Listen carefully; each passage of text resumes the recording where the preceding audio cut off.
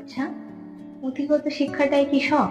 হ্যাঁ, এটা ঠিক যে আমাদের জীবনে পুঁথিগত শিক্ষার প্রয়োজন আছে। যেমন উচ্চশিক্ষায় শিক্ষিত হওয়ার জন্য, কর্মক্ষেত্রে সফলতা পাওয়ার জন্য, মানুষ হওয়ার জন্য, এটা ঠিক।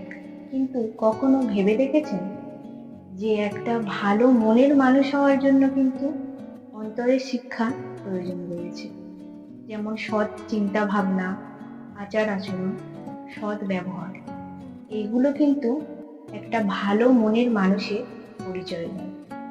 কিন্তু দেখবেন অনেক উচ্চশিক্ষায় শিক্ষিত মানুষ রয়েছে যাদের মধ্যে এখনো পর্যন্ত অন্তরের শিক্ষার বিকাশ ঘটেনি। তারা তো অনেক সময় মানুষকে মানুষ হিসাবে গণ্য করতেও ভুলে যায়। মানুষের পোশাক আশাক দেখে তাদের বিচার করে, তাদের খারাপ আর্থিক পরিস্থিতি দেখে তাদেরকে গরিব বলে, অশিক্ষিত বলে। আচ্ছা, এগুলো কি কোনো শিক্ষিত মানুষের পরিচয়? নিশ্চয় না।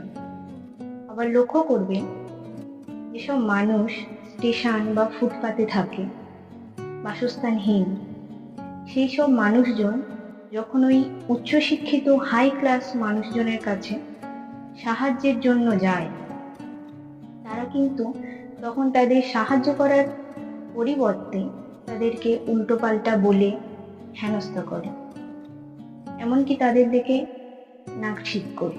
এটা কি ঠিক? এটা ঠিক নয়। তাই উচ্চশিক্ষায় শিক্ষিত হওয়ার আগে একবার অন্তরের শিক্ষাটাও বিকাশ করা খুবই দরকার।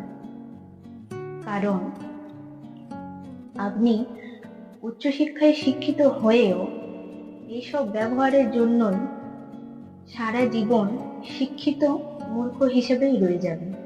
কিন্তু অন্তরের শিক্ষা থাকলে আপনি একজন সুশিক্ষিত, সুন্দর হৃদয়ের মানুষ হিসাবে পরিচিতি লাভ করবেন। এটা একবার ভেবে দেখবেন। হ্যাঁ, আমি এই কথাগুলো কাউকে অপমান করার জন্য বা ছোট করার জন্য বলছি না। এই কথাগুলো সবার জন্য প্রযোজ্য নয়। কিছু মানুষের জন্য এই কথাগুলো প্রযোজ্য। আসলে কি বলুন তো, এমন অনেক কথা রয়েছে যেগুলো অপ্রিয় হলেও সত্য কথা হয়। এই কথাগুলো ঠিক তেমনি অপ্রিয়, কিন্তু কথাগুলো সঠিক। আমি আবার ক্লান্ত পথ